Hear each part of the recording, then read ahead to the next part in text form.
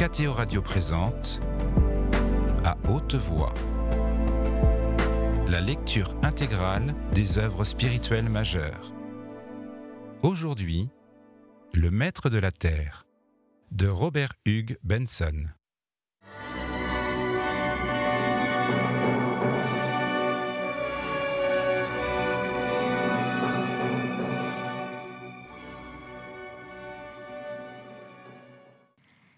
Sa jeune femme, elle aussi, s'abandonnait librement à la rêverie, tandis que, enfoncé dans un ample fauteuil, avec son journal sur les genoux, le wagon automobile l'emportait dans la direction de Brighton. Sans doute, les nouvelles de l'Orient la tourmentaient plus qu'elle ne l'avait fait voir à son mari. Elle ne pouvait se décider à penser qu'il existât un réel danger d'invasion. Toute la vie occidentale était désormais si raisonnable, si tranquille. Le monde avait enfin posé le pied sur un roc si solide. Comment imaginer que l'humanité se laissa de nouveau ramener dans les anciens marécages de l'ignorance et de la sauvagerie ? Non, cela était contraire à toutes les lois de l'évolution. Et pourtant, si cette catastrophe se produisait, si la marche du progrès, une fois de plus, se trouvait arrêtée par un éclat soudain des forces secrètes et malfaisantes de la nature. Dans le demi-compartiment voisin, 2 hommes s'entretenaient des travaux publics en cours d'exécution, décrivant la hâte fiévreuse qui présidait à ces travaux. Mais ces images, sans que Mabel sût pourquoi, l'inquiétaient plus qu'elles ne l'attiraient. D'autre part, impossible de songer à considérer le paysage par les fenêtres de la voiture automobile. Sur ces grandes lignes, la vitesse de la marche interdisait de rien voir. Du moins la jeune femme tâchait-elle de se distraire en examinant le plafond blanc du wagon, les délicieuses peintures dans leur encadrement de chêne, les grands globes qui, au-dessus des voyageurs, répandaient une douce et charmante lumière. Puis le grand appel retentit. La légère vibration devint un peu plus sensible, et dès l'instant suivant, la porte automatique s'ouvrit et la jeune femme se trouva sur le quai de la station de Brighton. Comme elle descendait l'escalier qui conduisait au square de la station, elle remarqua un prêtre qui marchait devant elle. Vu ainsi de dos, avec ses cheveux blancs, il semblait un vieillard, mais très droit et solide, car il s'avançait d'un pas admirablement ferme. En bas de l'escalier, il s'arrêta, se retourna à demi, et alors, à sa grande surprise, Mabel découvrit que son visage était celui d'un jeune homme, avec de beaux traits énergiques, d'épais sourcils noirs et des yeux gris d'un éclat singulier. Un moment après, il se remit en marche et la jeune femme, à quelques pas derrière lui, pénétra dans le square, poursuivant son chemin vers la maison de sa tante. Mais soudain, sans autre avertissement qu'un coup de sifflet aigu qui semblait venir du plus haut des airs, une série d'événements extraordinaires se produisit. Une grande ombre tourbillonna au-dessus de Mabel. Un bruit de déchirement se fit entendre, puis un autre bruit, pareil au soupir d'un géant. Et comme la jeune femme s'arrêtait, effrayée, voici qu'un objet énorme, avec un nouveau bruit pareil à celui de milliers de chaudrons brisés, vint s'abattre devant elle sur le sol caoutchouté. Et puis l'objet se tint immobile, remplissant la moitié du square et agitant, à sa partie supérieure, de longues ailes qui tournaient, frappaient l'air comme les bras de quelques monstres préhistoriques, tandis que des cris et des gémissements humains s'élevaient, nombreux et confus, de sous la machine. Mabel ne se rendit aucun compte de ce qui suivit. Mais quelques minutes après, elle se sentit poussée en avant par une pression violente et, tremblant de la tête aux pieds, s'aperçut qu'elle était sur le point de poser le pied sur quelque chose qui ressemblait à un corps humain écrasé. Une espèce de langage articulé sortait de ce corps. Mabel saisit distinctement les noms de Jésus et de Marie. Puis tout à coup, derrière son dos, elle entendit une voix qui lui disait « Veuillez me laisser passer, madame, je suis prêtre. » Elle resta immobile quelque temps encore, interdite par la soudaineté de l'aventure, et c'est presque inconsciemment qu'elle vit le jeune prêtre, aux cheveux gris, se mettre à genoux et tirer un crucifix qu'il portait sous son manteau. Elle le vit se pencher sur le mourant, agiter sa main, approcher le crucifix des lèvres ensanglantées et puis, s'étant relevé précipitamment, allait recommencer le même manège auprès d'une autre des victimes de la catastrophe. Mais bientôt, du haut des marches d'un grand hôpital, à droite, des hommes descendirent tête nue, chacun tenant à la main un objet qui avait la forme des appareils photographiques d'autrefois. Et Mabel, comprenant qui étaient ces hommes, sentit son cœur bondir de soulagement. C'étaient les exécuteurs de l'euthanasie. L'appareil qu'ils portaient allait mettre fin aux souffrances des agonisants, les faire passer doucement, délicieusement, dans le royaume de l'éternel repos. Puis la jeune femme eut la sensation d'être prise par les épaules et refoulée en arrière. Et longtemps encore, elle put rester là au premier rang d'une foule compacte de gens de police et de curieux, avant d'être enfin autorisée à continuer sa marche vers la maison de sa tante.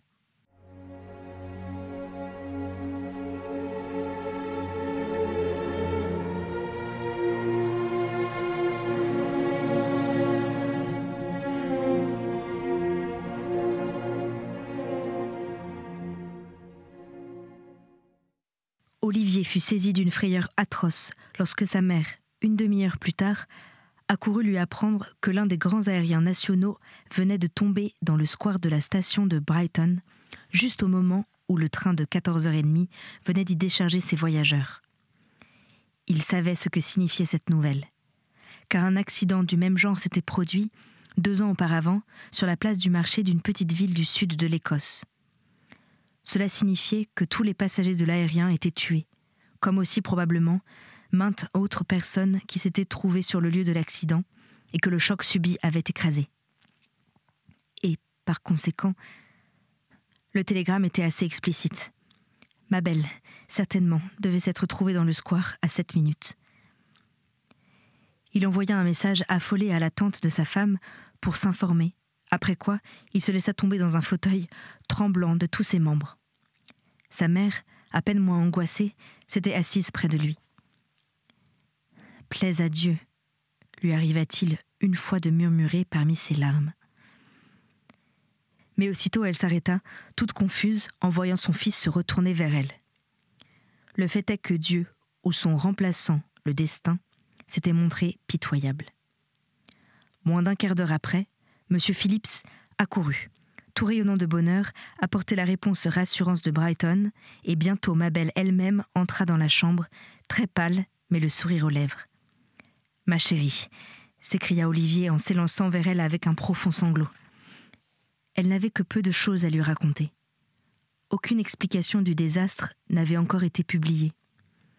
On lui avait dit seulement que les ailes de l'aérien, sur l'un des côtés, avaient cessé de fonctionner. Du moins, elle décrivit ses propres impressions, l'ombre gigantesque qu'elle avait vue descendre du ciel, le sifflement lugubre de l'appareil et le bruit de la chute. Puis elle s'arrêta. « Eh bien, chérie ?» lui demanda Olivier, qui s'était assis tout contre elle et avait pris l'une de ses mains dans les siennes. « Figure-toi qu'il y avait un prêtre là-bas, » dit Mabel. « Je l'avais d'ailleurs déjà vu auparavant à la descente de la gare. » Olivier eut un petit rire méprisant. « Et tout de suite, il s'est mis à genoux, » reprit-elle, avec son crucifix dans la main, avant même l'arrivée des médecins. « Dis-moi, mon chéri, est-ce qu'il y a vraiment des gens qui croient à tout cela ?»« En tout cas, il s'imagine qu'il croit, » répondit son mari. Toute la chose avait été si soudaine, et cependant, tout de suite, il était là, comme s'il s'était attendu à ce qui a eu lieu. Mais enfin, Olivier, comment peut-on avoir de telles croyances ? Les hommes sont prêts à croire n'importe quoi, pourvu qu'on les y accoutume d'assez bonne heure. Et cet homme avait l'air de croire aussi. Je veux dire, le mourant. J'ai vu ses yeux, Olivier. Mon chéri, qu'est-ce que tu dis, toi, aux gens qui vont mourir ? Ce que je leur dis ? Mais rien. Que veux-tu que je leur dise ? Au reste, je ne crois pas que j'ai encore vu mourir personne. Ni moi, jusqu'à tout à l'heure, reprit la jeune femme avec un petit frisson. Les gens de l'euthanasie, d'ailleurs, sont vite arrivés, et tout a été fini en quelques minutes. Olivier, tendrement, lui pressa la main. « Ce doit avoir été affreux, ma chérie. Tu en trembles encore. »« Non, mais écoute. Vois-tu, Si j'avais eu quelque chose à leur dire, à ces mourants, j'aurais été heureuse de le leur dire aussi. Ils étaient à quelques pas de moi. Et j'ai bien cherché, mais j'ai vu que je ne savais rien, absolument rien, qui pût les consoler. Je ne pouvais pourtant pas songer à leur parler de l'humanité. Ma chérie, tout cela est bien triste, mais au fond, cela n'a guère d'importance. Le mal est désormais accompli. Et ces pauvres gens, c'est tout à fait fini. Mais oui, sans doute. Ma belle tint ses lèvres serrées, un instant, puis elle soupira. Elle avait eu dans le train de retour une sorte de méditation très agitée. Elle savait parfaitement que ce n'étaient que ses nerfs qui se trouvaient en jeu, mais n'importe, elle ne parvint point à les apaiser. Comme elle l'avait dit à son mari, c'était la première fois qu'elle voyait la mort. « Et alors ce prêtre, reprit-elle, ce prêtre ne croit pas que tout soit fini ? Ma chérie, je vais te donner une idée des choses qu'il croit. Il croit que cet homme, à qui il a montré le crucifix et sur lequel il a prononcé des formules, que cet homme est maintenant vivant quelque part, malgré l'anéantissement de son cerveau. Quelque part, mais il ne sait pas où.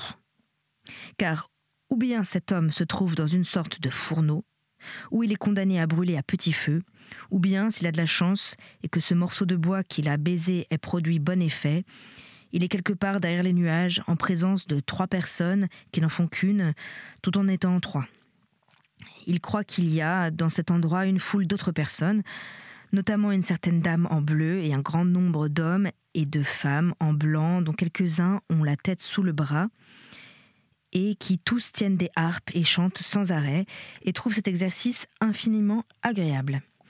Voilà ce qu'il croit, ce prêtre. Et tout cela, vois-tu, ce n'est que pure folie.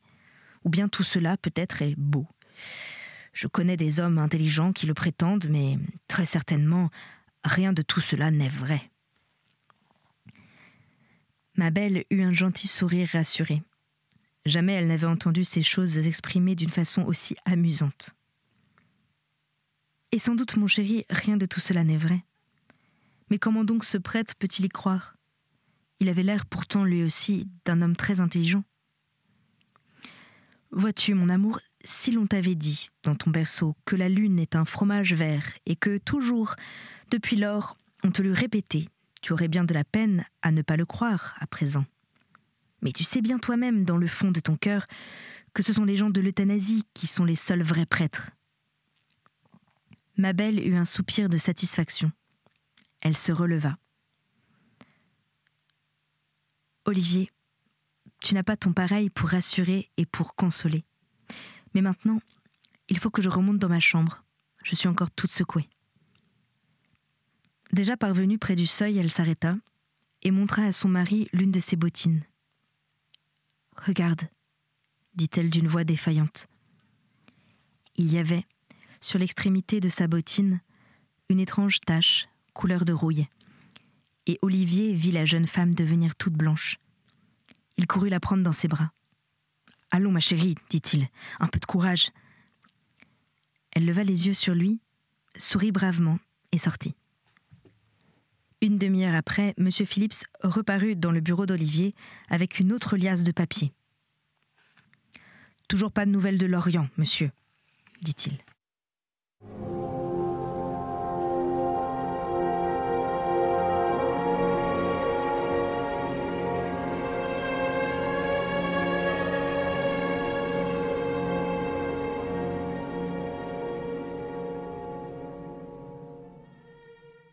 Chapitre 2. La correspondance de Percy Franklin avec le cardinal protecteur d'Angleterre occupait le prêtre, directement, au moins pendant 2 heures chaque jour et indirectement, toute la journée. Depuis les 8 dernières années, le Saint-Siège avait, une fois de plus, modifié sa manière d'agir pour l'accommoder aux besoins du temps. Désormais, chaque province importante du monde possédait non seulement un prélat métropolitain chargé de l'administrer, mais aussi un représentant à Rome, ayant à se tenir en rapport avec le pape d'un côté et de l'autre avec les fidèles qu'il représentait. Le cardinal protecteur d'Angleterre au Vatican était un abbé Martin, de l'ordre de Saint-Benoît, Et Percy, nouvellement revenu de Rome, avait pour office, ainsi qu'une dizaine d'autres prêtres et laïcs, avec lesquels il lui était interdit de s'entendre pour leur travail commun, d'écrire tous les jours un long mémoire sur toutes les nouvelles qui parvenaient à sa connaissance. Aussi était-ce une vie singulièrement active et remplie, celle que menait à présent le jeune prêtre. On lui avait assigné 2 chambres dans la maison de l'archevêque, à Westminster, et il se trouvait attaché au clergé de la cathédrale, mais avec une liberté individuelle très grande. Il se levait très tôt, et pendant 1 heure, se livrait à une méditation, après laquelle il disait sa messe. Puis, ayant expédié son déjeuner, et fait encore une prière, il s'asseyait à sa table de travail pour arrêter le plan et réunir les matériaux de sa lettre. À 10 heures, il était prêt à recevoir des visites, et jusqu'à midi d'ordinaire, il s'occupait à causer, soit avec ceux qui venaient le voir pour leurs propres affaires, ou avec les quelques prêtres ou reporters laïcs qui avaient mission de recueillir pour lui des extraits de journaux en les accompagnant de leurs propres commentaires. Il déjeunait ensuite avec les autres prêtres de l'archevêché et dans l'après-midi allait voir les personnes qu'il avait à consulter. Vers 16 heures, enfin, après avoir récité le reste de son office et fait une station au Saint-Sacrement, il se mettait à rédiger sa lettre, ce qui lui demandait toujours beaucoup de soin et de réflexion. En outre, 2 fois par semaine, il était tenu d'assister aux vêpres dans l'après-midi, et c'était lui encore qui, habituellement, chantait la grand-messe du samedi. Un jour, environ 1 semaine après sa visite à Brighton, il était en train de terminer sa lettre lorsque son domestique vint lui dire que le père Francis l'attendait en bas. « Je descends tout de suite », répondit Percy sans relever la tête. Il écrivit les dernières lignes, puis, cela fait, se mit en devoir de relire toute sa lettre, rédigée en latin, et dont voici par exemple la première page. Westminster, ce 14 mai. Éminence. Depuis hier, j'ai eu quelques renseignements nouveaux.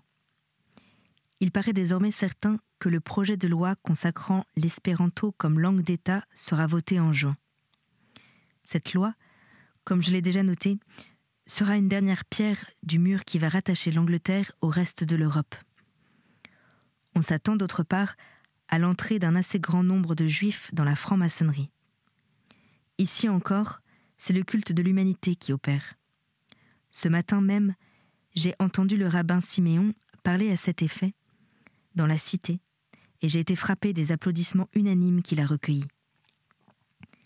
De toutes parts grandit l'espérance qu'un homme va bientôt se trouver pour diriger le mouvement communiste dans l'Europe entière et unir plus étroitement les forces du parti. Un article curieux du Nouveau Peuple que je vous envoie ci-joint déclare que la venue d'un tel homme est inévitable, étant donné la situation présente de la cause, car cette cause a eu des prophètes et des précurseurs pendant plus d'1 siècle, et leur disparition à l'heure présente doit certainement être le signe de l'avènement d'un homme supérieur à eux. N'est-il pas curieux de voir comme ces idées nouvelles coïncident, du moins par leur surface, avec les idées du monde juif d'il y a 20 siècles ? J'ai appris aujourd'hui l'abjuration d'une très vieille famille catholique, les Wargrave de Norfolk, ainsi que celle de leur chapelain Micklem, qui semble avoir depuis quelque temps déjà activement travaillé à préparer ce reniement de ses maîtres. Tous les journaux annoncent le fait avec satisfaction, mais simplement à cause du rang exceptionnel des Wargrave, car, hélas, de telles abjurations sont désormais si fréquentes que d'ordinaire, on ne songe même plus à les remarquer. Ici, je constate une grande inquiétude parmi les laïcs. 7 prêtres du diocèse de Westminster nous ont quittés au cours des 3 derniers mois. Mais d'autre part, j'ai le plaisir de pouvoir annoncer à votre éminence que l'archevêque a reçu dans la communion catholique, ce matin, l'ex-évêque anglican de Carlisle, avec 5 membres de son clergé.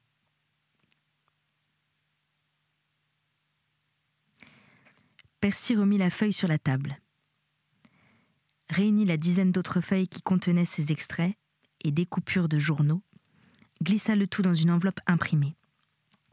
Puis il prit sa barrette et se dirigea vers l'ascenseur.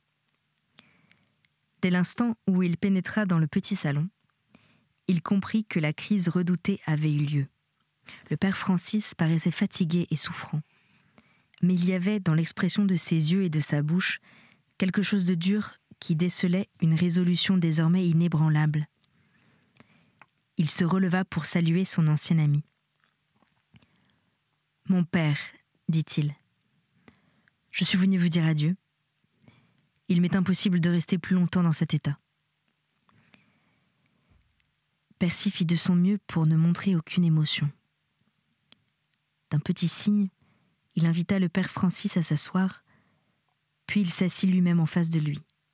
« C'est la fin de tout, » reprit le visiteur, d'une voix qui tâchait de rendre ferme et assurée.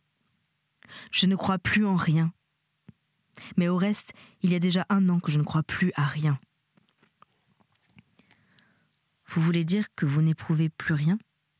rectifia Percy. « Oh non, ce n'est pas seulement cela, » poursuivit l'autre. « Je vous dis qu'il ne me reste plus rien. Je ne puis plus même discuter désormais, je suis simplement venu vous dire adieu. » Percy n'avait rien à répondre.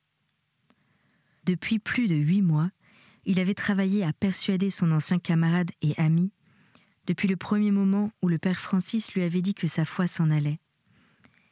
Il se rendait bien compte de la lutte cruelle qui s'était livrée dans cette âme malade. Et de tout son cœur, il plaignait la pauvre créature qu'il avait vue irrésistiblement entraînée dans le tourbillon triomphant de l'humanité nouvelle.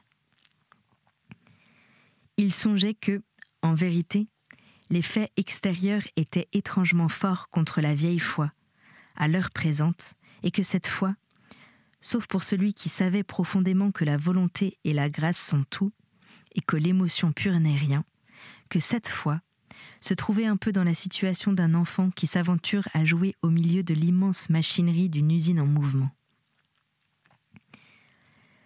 Percy se demandait même jusqu'à quel point il avait le droit de blâmer la conduite du père Francis, encore que sa conscience lui affirmât qu'il y avait dans cette conduite, malgré tout, un élément blâmable, et que notamment son ami, de tout temps, avait accordé trop de place au cérémonial, dans sa religion, tandis qu'il n'avait jamais eu le sentiment ni le goût profond de la prière. De telle sorte qu'il prit bien soin, en tout cas, de ne rien laisser voir d'une compassion qu'il se reprochait, tout en ne pouvant pas s'empêcher de l'éprouver douloureusement. « Naturellement, » reprit le père Francis d'un ton vif, « vous continuez à penser que tout cela est de ma faute. » « Mon cher père, » répondit Percy, immobile sur sa chaise, « je sais que cela est de votre faute. Écoutez-moi. Vous dites que le christianisme est absurde et impossible. Or, vous n'ignorez point qu'il ne peut pas être cela. Il peut être faux, malgré ma certitude foncière de sa vérité absolue, mais il ne peut pas être absurde, étant donné qu'aujourd'hui encore, des hommes instruits et vertueux persistent à y croire. Dire qu'il est absurde, c'est simplement se laisser aveugler par l'orgueil. C'est écarter tous les croyants chrétiens qui croient au christianisme, non seulement comme se trompant, mais comme n'ayant point d'intelligence. « Soit donc, » interrompit Francis. « Mettez alors que je crois seulement que le christianisme est faux, je retire l'autre chose. »« Mais non, vous ne la retirez pas, » reprit Percy sans se troubler. « Vous vous obstinez à croire que le christianisme est absurde, vous me l'avez dit 20 fois. Eh bien, je vous le répète, c'est là de l'orgueil, et qui suffit à tout expliquer. Dans ce genre de crise, l'attitude morale importe seule. Peut-être cependant y a-t-il aussi d'autres motifs. » Le père Francis sursauta. « Oh, la vieille histoire, » dit-il aigrement. « Si vous me donnez votre parole d'honneur qu'il n'y a point de femme en jeu dans l'affaire, je vous croirai. Mais en vérité, comme vous le dites, c'est une vieille histoire. » Ces vives paroles furent suivies d'un long moment de silence. Percy sentait maintenant que tout effort était inutile. Chaque jour, depuis 8 mois, il avait parlé à son ami de cette vie intérieure où nous découvrons que les vérités sont vraies et où nous trouvons la garantie de nos actes de foi.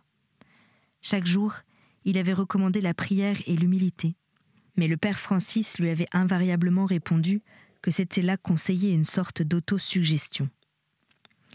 Évidemment, le cas était désespéré et le jeune prêtre avait hâte que cette dernière entrevue prît fin. Le visiteur sembla deviner sa pensée.